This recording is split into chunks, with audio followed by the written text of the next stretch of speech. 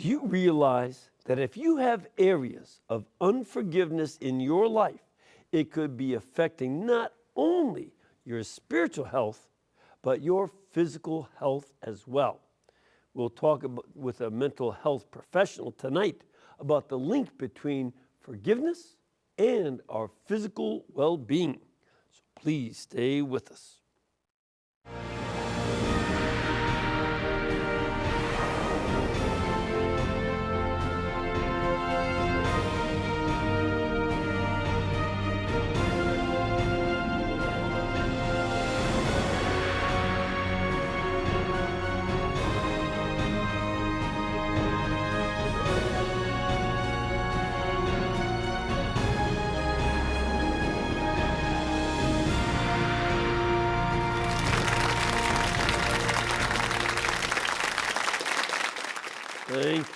Thank you, and welcome. I'm Father Mitch Pacwa, and welcome to EWTN Live, where we bring you guests from all over the world. And our guest tonight didn't come from super great distance. He is an associate professor of clinical mental health counseling at the Franciscan University of Steubenville in Steubenville, Ohio. Well, that's not real far, but he is here with some extremely useful insights into how forgiveness, or the lack thereof, affects us physically and spiritually, as well as some of its misconceptions. So please welcome our guest tonight, Dr. Milo Milburn. Dr. Milburn, welcome. Thanks. Good to have you here with us tonight. It's great to be here. Good. And how long have you been teaching over at Steubenville? 25 and a half years. That's a good start. Yeah, halfway there. That's a very good start. Where'd you go to graduate school? Well, I have a master's degree in counseling from Franciscan, but I also have a master's degree in psychology from Marshall University and a PhD in clinical psychology from Duquesne University. Okay, great. Well, good schools. And you know, sometimes people are a little suspicious of psychology. You know, sometimes with good reason. Right, sometimes. Back in the, the 70s, there was so much faddism. You know, fad, and they were trying to make a splash in psychology today and all this stuff. Right. And some of it was maybe clinically odd. Yes, to say the least. But that doesn't mean that psychology is unuseful or unimportant in our lives. It's an important area to understand, you know, what's going on in us. Yes. And you've been teaching a fair amount about the role of forgiveness. Yes. What are some of the points that combine what you learn in psychology as well as with our spiritual life? Well, one thing that I think brings both together in a way is the concept in a particular therapeutic model, rational emotive behavior therapy. So take that apart. Okay, sure. Break that down for me. Okay. Rational emotive behavior therapy is a type of psychotherapy that was originated by Albert Ellis, and he had originally trained, I think, in psychoanalytic type therapy, was not satisfied with that. And psychoanalytic therapy came from? From Freud. Yes. Right. And so he was very taken with Stoic philosophy, spent a lot of time reading, I think, in Stoic philosophy, and took to heart the words of Epictetus that, roughly translated, it's not things that disturb men, but what they think about them. Yes. And with that start, he first called it rational therapy, then rational emotive therapy, and now rational emotive behavior therapy. And just so folks understand too, yes, Sigmund Freud was as much affected by philosophy as is Ellis. You know, he was. He was very much affected by Kant and some of the other philosophers. Yes, Schopenhauer comes to mind. Exactly. Yes. And so, you know, it's important to understand there's a philosophical background. It's not just open, whatever you want to feel and think, people have a perspective. Yes. And Ellis used a very ancient one. He did. And he came to find that it was helpful to his clients to help them stop and gauge what they were believing about events. And sometimes it turned out they were believing things that maybe had much truth in them, but also had a nasty twist of irrationality. And not because people were wanting to be irrational, it was inadvertent, but nonetheless it was hurting them. You know, it's where a number of people take certain false assumptions. Yes. They think, well, I suspect that that's what this other person is thinking, and they don't really know. But they think. Right. Would that be what you're talking about? Well, it is and it isn't. Let me explain what I mean. That would be something that in REBT would be considered an inference, but they often see that as one of the consequences of what one believes about an event. Okay. There are emotional consequences, then there are cognitive consequences, which would be how our inferences may change because of what we believe about an event. So, and by cognitive, it's what you think. Yes, what you think. Not just what you feel. Right. What you think about these things. Yes. And also behavioral consequences, which are more probabilities become greater for certain behaviors if you hold certain beliefs about an event. Right. If you think somebody's walking behind you to mug you, you're probably going to keep looking over your shoulder. Quite naturally, yes, quite naturally. But these beliefs, there are certain specific categories, and the most important one is what he referred to as dogmatic demands.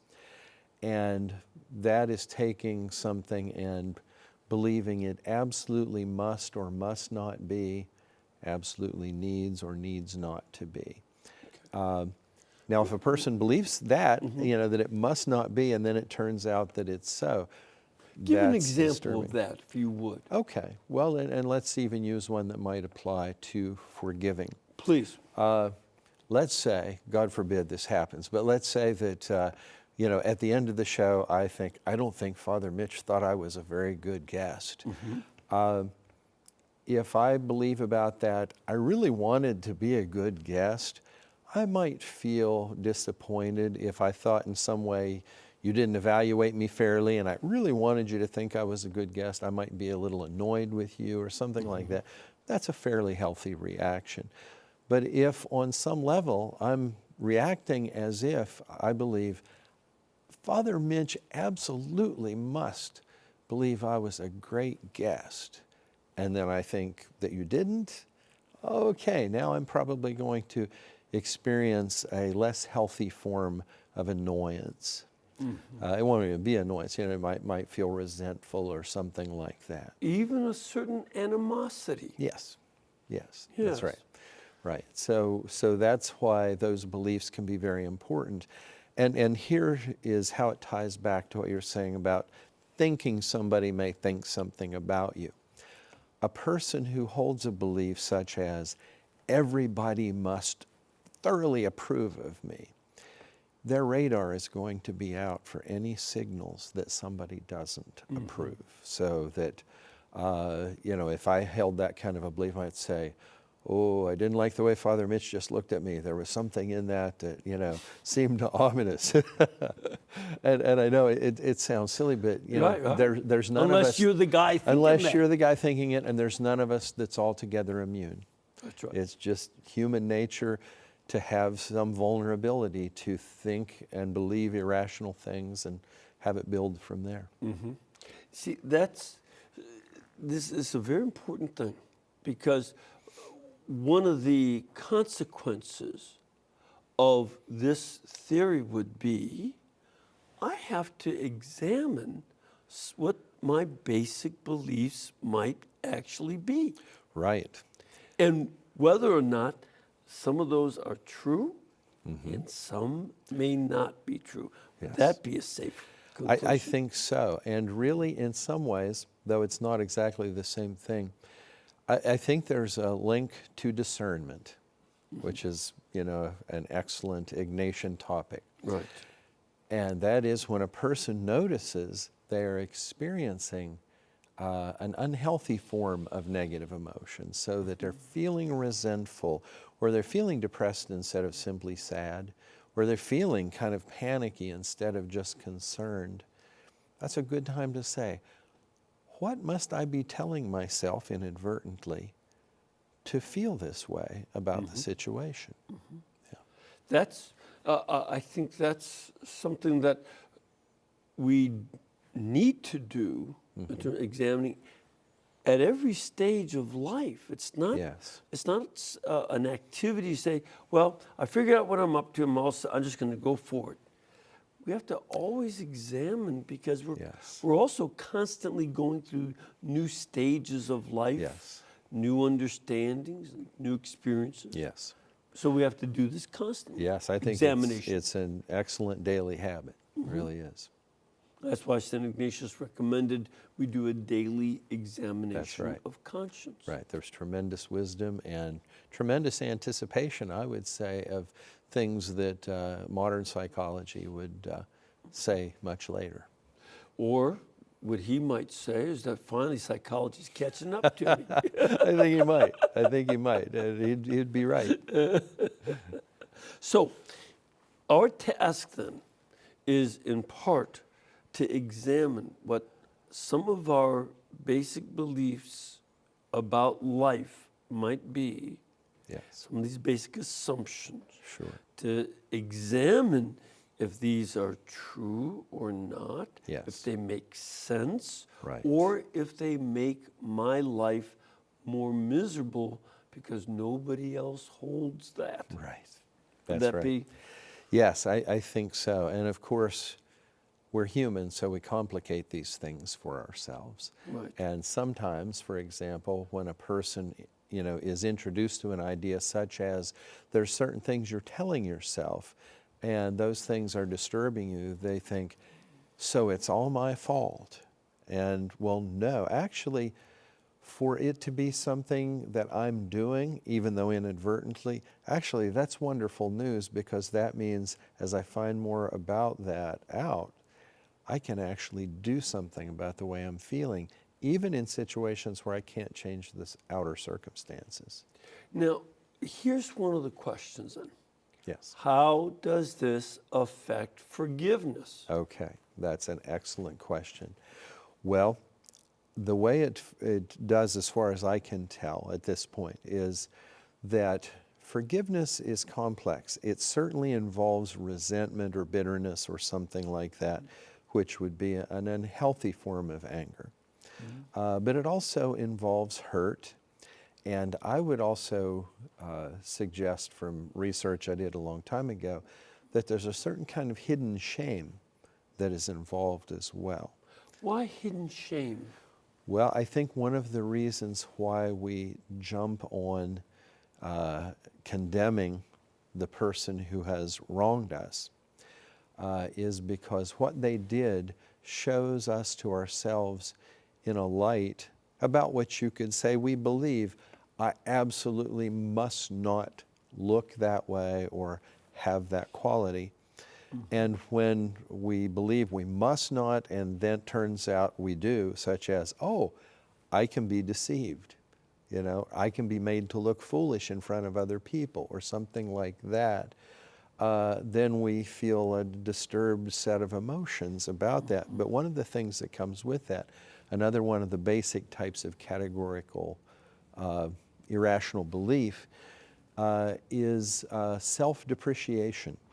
What do you mean by that? It's the tendency that if I fail at something, to experience it as if I didn't just fail at something, but I am a failure.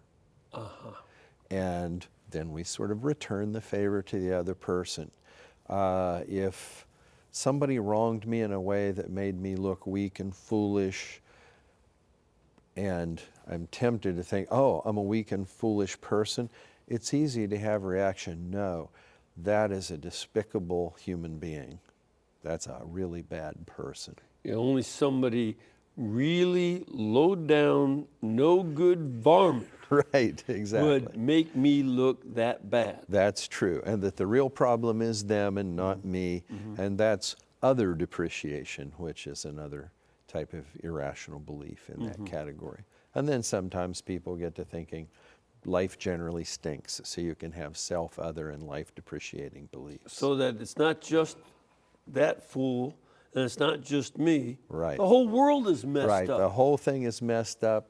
He's a perfect example of it. I'm innocent here, and those things that I wouldn't want to be true of me, they're really not, you see, because it was the other guy. Now, that's not to say that people don't really wrong us at times, or that we wrong other people. You know, there's a real injury involved, and in some cases, extreme injury. But it certainly means that that's going to be a lot easier to resolve if I can find myself to, I really didn't want that to be true, or I really don't want that to be the case, rather than acting as if it just absolutely must not be. In one part of the real world is that I can be at fault, Yes. and so can the other person Yes. reacting to my faults Certainly. be at fault for using my weaknesses Yeah. for his or her own advantage. Yes. So it can be C, both of the above are a problem. Yes. Yes. And oftentimes, I think in everyday life, that's the sort of thing that comes up. Two people get into a squabble, and each is very riveted to what the other has done wrong, and doesn't like to think about what their part may have been in that. Yeah. And this is, often I'm sure you do a certain amount of marriage counseling and talk to married couples, and I have. Yeah. oftentimes while each might feel that one is just out of the question here. Right. But generally, there's something with both sides. Not always, but Right. pretty Right. often. Right. It's true. It takes two to tango, as the old saying goes. That came to my mind too. Yeah. And so, what do you do about it? Again, how does this helps us to understand Yes. a little bit. Yes. But how does this lead? What do we do to find forgiveness? Okay. Well, what I think is a good starting place is to ask myself, for my resentment, what is it exactly that this person did that my resentment's about? Because there can be an event that has many elements, but there's one element in there, if that hadn't happened, I wouldn't resent them. So that's probably the adversity to which the person is responding. And then to ask myself, if I'm feeling resentful, what do I have to be telling myself about what happened? And so it's probably going to be something that involves words like must, should, have to, need, that sort of thing. So when you say that it's the words must, should, have to, need to, so on. Yes. What's wrong with those words? Well, they are not squared with reality. They turn out not to be logical, and they're not very practical. And hopefully I can illustrate this kind of briefly Please. for you. Okay. If I were to believe that, my friend should not have told that joke at my expense in front of those people, he absolutely should not have done that, okay? Sounds like a reasonable statement maybe on the surface of it, but I would submit to you that things that aren't just like minor shoulds, like, oh, you should try that restaurant, or, Yeah. bus should be here in a minute, but like, you absolutely should not have done that. And it's the word absolute Yes, is a very important it's thing. very important to this, yes. But if I am reacting as if I'm believing you absolutely should not have done that, well, things that absolutely should not happen do not happen, because that's the nature of absolutely should not. Right. You know, so for example, 2 plus 2 absolutely should not make 5 today, tomorrow, or ever. Right. Especially when you're giving me change. Right. And when people get mixed up about that inadvertently, you know, they're reacting like, oh, well, they're kind of reacting like something that really is an absolute should has changed. So the universal laws of mathematics. I can tell you right now, Father, if all of a sudden all bets were off for what 2 plus 2 equals and so forth, and it came out differently every time, I'd probably be afraid to fly the plane back to home. That's right. Because, you know, it'd be a very disturbing and, you know, just unfathomable existence. Right. But we kind of react emotionally like that when we say things absolutely must be this way, and then they turn out to be that way. So really, if they absolutely must be a certain way or absolutely should be, they will be. They don't have any choice. It's inexorable. So if there's even one exception, which somebody doing this to you was at least one exception, then it really doesn't factually you know, come out as an absolute should or must or need. And then So, logically, one sense, if I could paraphrase a little bit, Sure. when we say that this absolutely should not be or absolutely must be, we can use a theory to block out the real information, the real events happening around us, and we move into a theoretical world that I should be living in, and I'm not. right. And that's a painful existence right there. It really is. What would be factual and is provable in a moment is I don't want that. Okay, so my friend told a joke in front of a bunch of people. I found it embarrassing. I don't want those sort of things to happen. Well, there's no arguing with that. I'm the world's leading expert on what I want, so if I know that's what I want, that is factually what I want. Right, and that's different than saying it should not be. Right. It's saying this is what I don't want. It's more personal owning up Yes. to what you desire inside rather than saying the world should know. Yes. And we're pretty good as human beings with dealing with at least a fair percentage of the time not getting what we want or not getting exactly what we want. That's a manageable situation. It will pass and so forth. But if things absolutely must be this way and they are not, that's a different story. We don't really know how to react to that sort of thing. Now, logically, if we agree that I really don't want that event to happen to me ever, it's logical to say, well, then I really, really, really prefer it not to happen, okay? Because the antecedents or the premises add up to the conclusion, right? Just like math again. You know, 2 plus 2 makes 4. If the 5's over there, it's not a logical equation anymore. But it isn't logical to say, I really don't want people to make jokes at my expense, and therefore my friends absolutely must not make jokes at my expense. That's just not a logical statement. It just jumped to 2 plus 2 equals 37 or something at that point. And then practically, I haven't found anybody for whom it works out well to be reacting as if they believe this absolutely should not or must not or needs not to happen to me, because it happens anyway and then they're stuck. Right. And this then gets at the issue of forgiveness, in that part of this one step of forgiveness is to first come to a personal realization that the universe is not structured by necessity to comply with my wants. That is true. That is well put. Yes. Yeah. So then I have to say, well, I have to deal with this world and with people in it who do not feel any necessity about complying with my wants. Right. And I have to react to the ways that they act, that contradict what I want. Yes. And that's where I can make the issue of forgiveness. Right. That it becomes much, much easier to do. Because if I really simply don't get what I want and I believe somebody's responsible for that in an unfair way, I'll feel angry, but it's a healthy kind of anger that may help me to sort things out with that person or to pursue justice effectively. And it will run its course and then it will be done.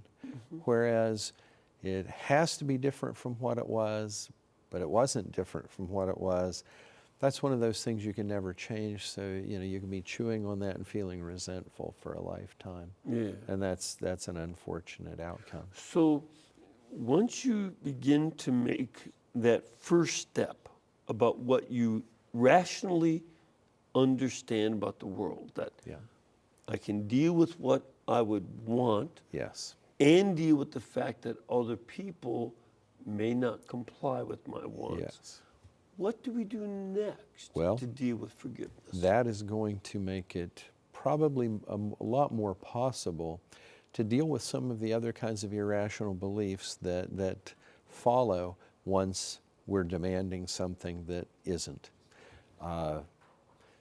There are some which I don't think probably are necessary to focus on, such as one that Ellis called awfulizing, and another one he called low frustration tolerance, which is our tendency to say, I can't stand this, when of course we didn't melt into a puddle of protoplasm on the spot, so we did stand it. Yeah. But I think what really comes up next are those depreciation beliefs. If I've dealt with that demand belief, it's going to take away some of the pressure to see this in terms of someone's absolutely to blame. This is a horrible person because if I, kind of it's hidden, but if I don't believe that, then I'm going to be believing I'm a weak person or a fool or, a person who's just so terribly vulnerable to what can happen in life. And, that's something that I can't accept about myself. Now, the truth of the matter is, it's irrational to believe that I can judge that person as a person, and it's irrational to believe that I can be judged by anyone except God as a person. Right? And again, you would want to look at it in terms of what are the facts, what does logic tell us, and how's it working for you? In terms of the facts, one of the limits that we have is that we don't always find it possible to know all the facts. This is true. This is true.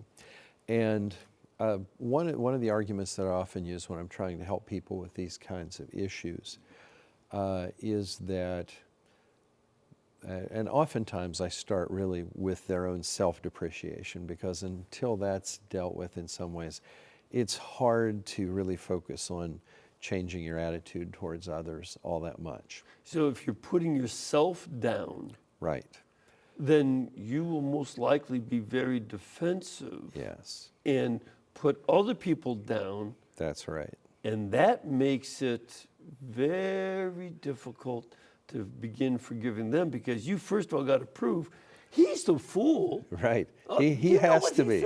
Has to be that guy, because it can't be me. I can't bear it. Well, here's something that also can't be. We've got to take a break, so we're running out of time for this segment. But we're going to continue this discussion, because there's some real richness that we start off with these first starting points. Yes. We then want to go into, what do I do to change my thinking so that forgiveness of myself and others becomes feasible?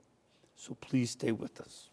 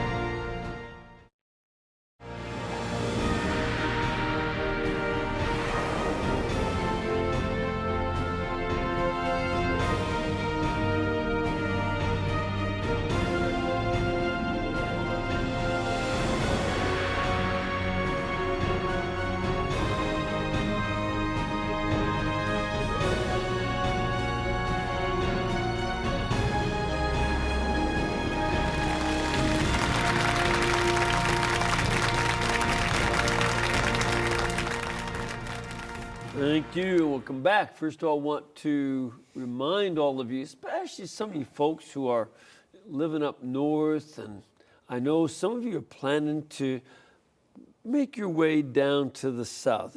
Some of you looking to go over to Florida and Texas and South Alabama and South Louisiana, Mississippi, and get a little bit easier winter. And if you're coming through this way, we would love to have you stop by, make a pilgrimage here. You can contact our EWTN Pilgrimage Department by calling them at 205-271-2966,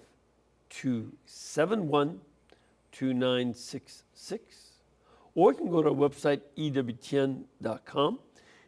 They'll give you all the up-to-date information on when live programs are being taped, and you can be in the audience all the time for the schedules of masses, as well as directions to get up to Hansville to go pray with the sisters and be with them up there, and places to stay and good places to eat. I got to watch some of my intake of barbecue pork, but y'all can have that over at Golden Rule and all the other good places here, Hamburger Heaven. We've got very religiously themed restaurants in Irondale, Alabama. That's nice. So come on and join us. We'd love to have you here. All right. So here we've been talking about some of these basic steps of understanding your most basic assumptions about the way you think the world is and how that comes to affect your resentment that it's not that way. Yeah. The world does not always fit our theories of how it's supposed to be. Exactly right. And so we can become fairly angry, resentful, depressed. Yes. So once we start to understand our basic assumptions about life and find that and accept those are not true, then what do we do in order to get closer to forgiveness? Okay. Well, one thing that certainly helps is not to step into some of the pitfalls. And what I'm referring to here specifically are things that people believe are an inherent part of forgiving that are not. Such as? Such as believing that if I forgive this person, it's the same as saying what they did to me was really okay. I hear that a lot. Yes. And first off, if what they did was really okay, there's nothing to forgive in the first place. The only time that forgiving comes into play is when somebody did something which genuinely to us was not okay. Right. It is to forgive them is not to say it was okay. Yeah. It's to say that it was wrong. Yeah, it was wrong, and despite that, I don't evaluate you as that tells me everything I need to know about you. Right. So that I can say that behavior really offended me. Yes. But I love you enough to forgive you. Yes. Yes. And it doesn't mean that it's okay to do that to me again. Right. I'm not looking to be a patsy or a chump. Right. Right. Which brings up another one of the things, which is people believe something to the effect of, if I forgive that person, then I must trust them the same way I did before this happened. So so somebody steals from me, and they really did steal it from me. But if I don't just sort of leave my wallet on the table and leave the room and show that I trust them and that it'll be okay, I can act like I do trust them, it'll be fine. Is that what it's supposed to do? Well, no.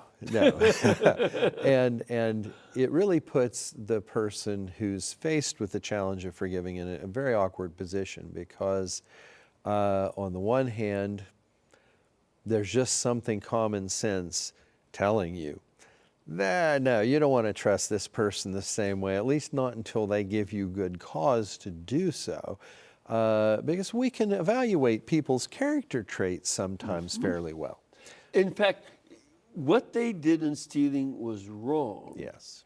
And if I forgive them, it is still okay to insist that they earn my trust. Yes. Yes.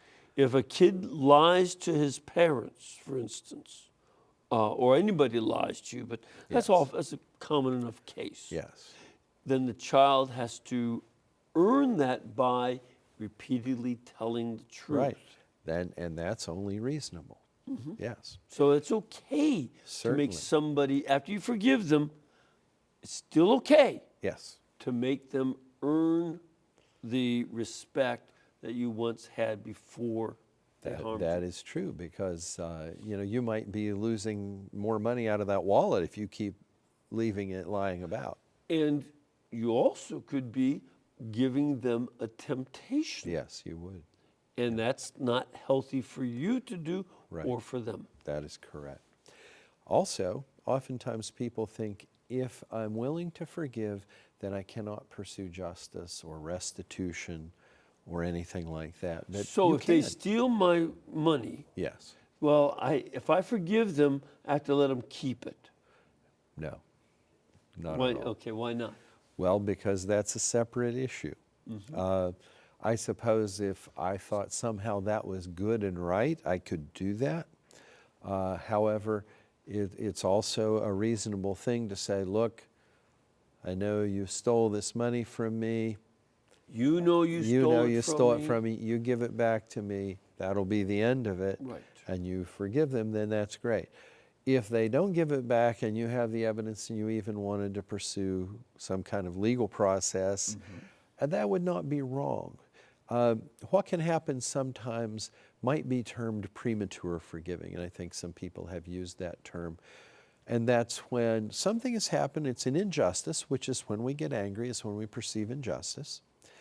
And the healthy thing to have done would have been to have used that angry energy to pursue justice. But if the person's saying, no, I should forgive immediately, I must forgive immediately, if I don't forgive them right now, I'm in big trouble with God. That's not the case. It isn't the case, and it's really not helpful for people to believe that it is the case. If they believe that, then they're liable to forego justice, which would have been appropriate. Now, if they run justice as far as they can and they just can't get it, then maybe the time has come to let it go, to forgive. But not before you've done what's reasonable in pursuing fair treatment. I think it's good for folks to understand that component because it's not only, well, I got to get my rights. This must be. Right. But rather, because what justice means is giving everybody what is due to them Yes. by the rights that they have according Yes. to natural law. Yes. So I have a right to my private property. And the thief has no right to take my private property. That's true. And I think it's important for folks to understand that getting people to do what is just in repaying what they stole, again, to the best of their ability, is an important learning quality for them. Yes. And it's also something that helps them become a Right. more just person. It's contributing to the common good to Exactly. do that. And furthermore, it's perfectly reasonable, and I would even go so far as to say morally appropriate, to want restitution when I've been unjustly deprived of something. To demand that the world must work this way, okay, that's not maybe so healthy.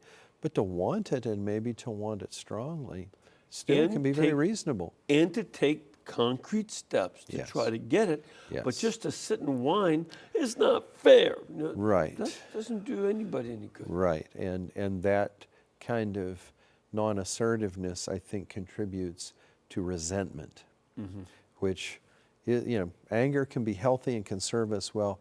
Resentment tends to get in the way of things. Yeah. Yes.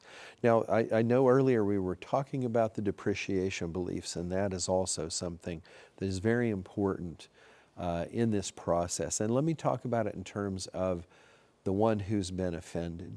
Okay. Oftentimes I'll find people like that. Maybe they have had a very difficult relationship with a parent. And, God love us parents, we make lots of mistakes. And, some people have parents that really do subscribe to the notion that if you tell your child they're no good and they're never going to amount to anything and find fault with them all the time, that they will prove you wrong. And so they do things like that. Plus they do it out of their own human weakness. But a person that's been through that, what they may believe about themselves is a depreciation belief such as I am worthless. Okay? And on a factual level, I think there are a couple of ways of going at this, and I use one or the other or both, with people. The one is to say to them, you're a human being, right? And they say yes, and I said, so you have a human nature. Correct. They agree again. And there's really nothing that you're capable of doing that is incompatible with human nature. They agree with that as well. Sure, there are even things that people do that are inhumane, but humans are capable of them, so they're within the realm of human nature. Right. And I say, so if it were your nature to be worthless, it would be impossible for you to do anything that is inconsistent with that nature. Have you ever done anything that was not worthless? And it doesn't take most people half a second to realize, no, I've done some things that were worthwhile things. So that's one way of debunking the notion that they can judge from the comments of a loved one or from their, objective failures that they are worthless. But some people, I think, like to take the scales of justice approach, I would call it, where it's like, well, if you've done more worthwhile things than worthless, maybe you're worthwhile. But if you've done more worthless things than worthwhile, then you're worthless. But then I simply say to them, for you to be able to decide, how many units to break up all of your behavior of your entire life into, and then what value to assign to each one of these, and how to factor in all the extenuating circumstances, and then somehow put all this data into an equation that would give you a single result, such as you're worthless. If you could do that, we wouldn't call you George or whatever the person's name is. We'd call you God, because it would require omniscience, which is an attribute of God. Right. And they usually get that they really don't have the data to do that. Yeah, and it's something that even on the average person does take into account a lot of these extenuating circumstances, the things around us. So I'll never forget, I was visiting a family, and their youngest child has Down syndrome. And they were so excited the day she learned how to clap her hands. Yeah. With the other kids, they didn't even pay attention to that. Right. But they could understand, this child has a different kind of challenge. And for her to clap her hands was a great accomplishment, and they were super excited. Whereas with the others, it was when they began to solve math problems. Right. We all do that and take into account the different circumstances of each person. Sure. Now, to do that on everything in our life and come up with a summative label for the kind of person I am, that would be beyond us. Yeah. But we do need to take into account, to come up with good conclusions anyway, those kinds of mitigating circumstances. If you think of it, we can never get a complete perspective on ourselves. Right. When we're sitting or standing, we can't even see the bottom of our feet. It's true. And we don't see our own back. That's right. There are perspectives we don't have on ourselves physically, but also in these other areas. True. It's quite true. And then there's the logical arguments against labeling myself with one of these damning labels. And it comes, I guess, from the formal study of logic, the part-whole fallacy. What do you mean by that? That's the erroneous notion that if something is true of a part of a thing, that it's true of the whole of the thing. Let me get this as an example I do use with people a lot of times. I'll just use it with you. I see, Father, that you have a left thumb. Yes, Is that correct? I do. And it's 100% genuine left thumb. Yes, it is. Okay, so does that make you a left thumb? No, Exactly. it does not. Exactly. My And right people thumb get would that. start to fight It would you. argue, yes. Yeah, people get that immediately, that something can be, and oftentimes we're talking about things like what somebody said about us or how foolish we looked in a situation. An infinitesimally small part of all of the behavior and experience of our life. And we're saying that because it's true of that part is I looked like a fool, that therefore I am a fool. Right. You know, but we rarely stop for ourselves or other people to say, you know, like, I came up with a pretty smart idea right there. I guess I'm a sage. Yeah. Right? You know, yeah. it's the other way most of the time. But in neither case does, you know, one part tell you what is true of the whole. So we, you know, that's again part of the realistic sense we have of ourselves, Yes. and that realism about ourselves Yes. also includes the real fact that we don't know everything about ourselves Right. and cannot. Right. The way Albert Ellis expressed that was, he said that each of us can very rationally say, I am unrateable.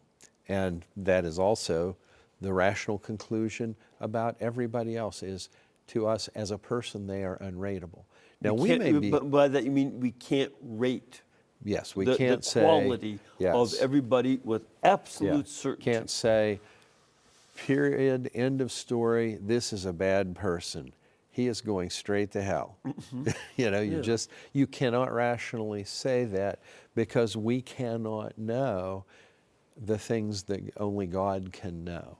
In fact, that's one of the things that is very important about Catholic teaching. Yes. The church will say, based on the evidence that we have, that person is in heaven. Yeah.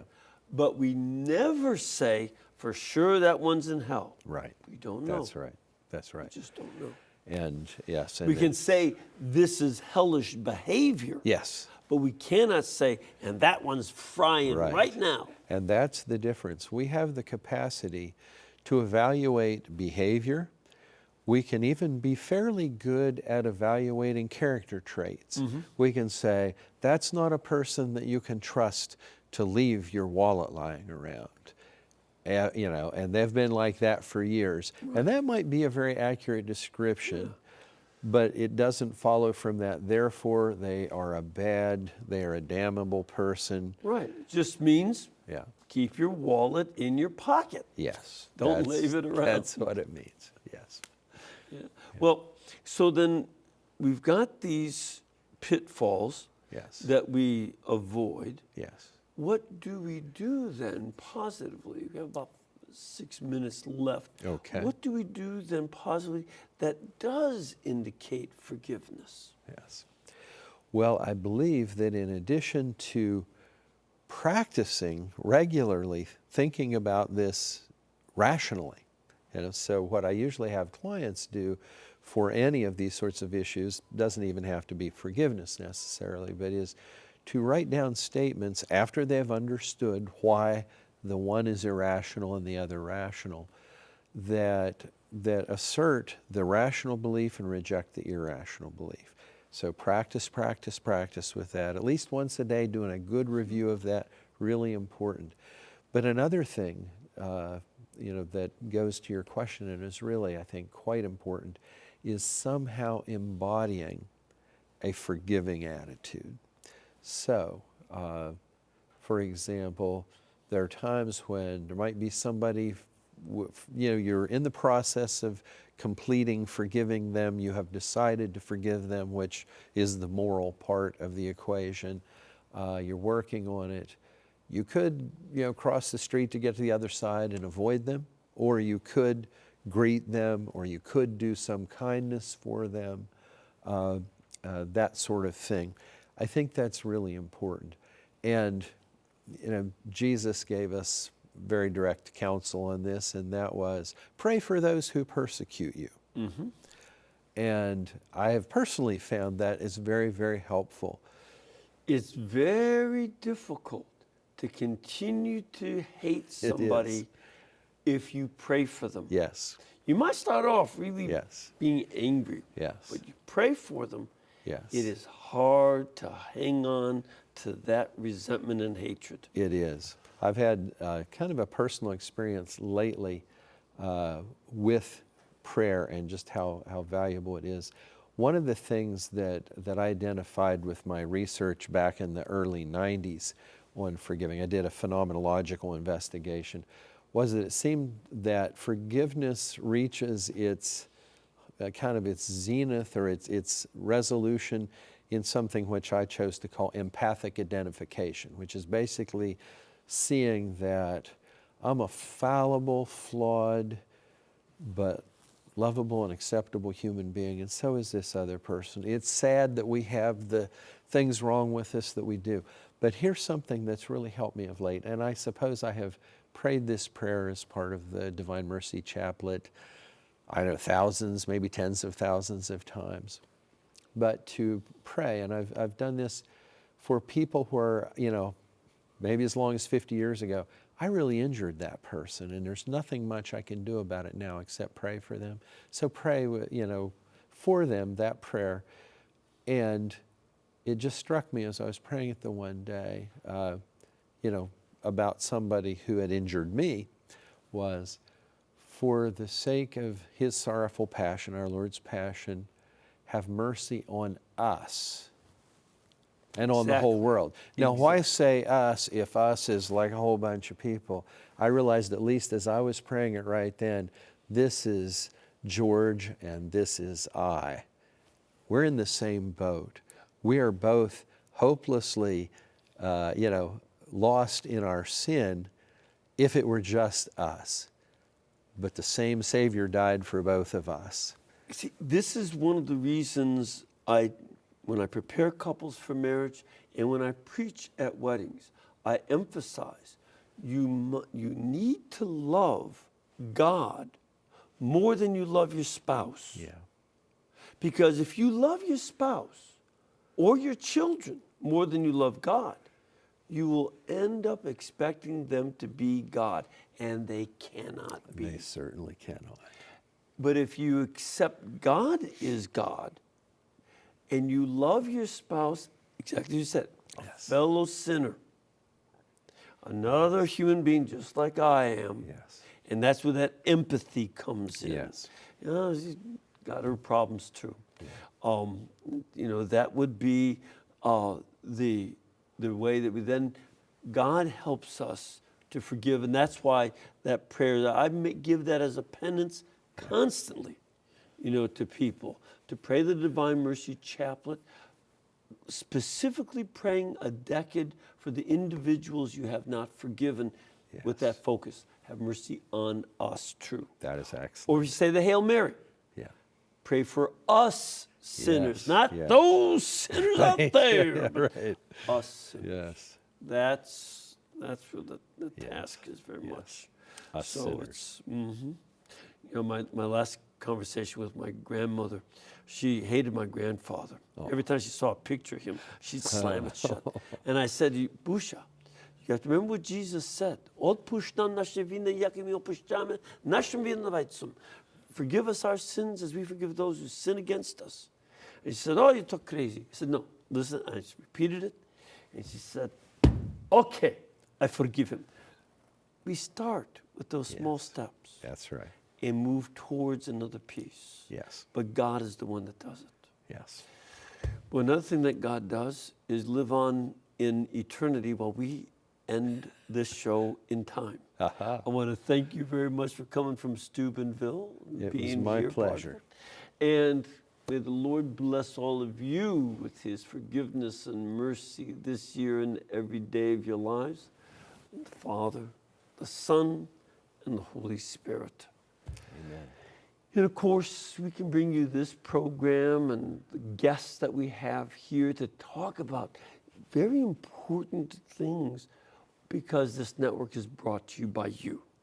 So please remember to keep us in between your gas bill, your electric bill, and your cable bill, and we'll be able to pay all of our bills too.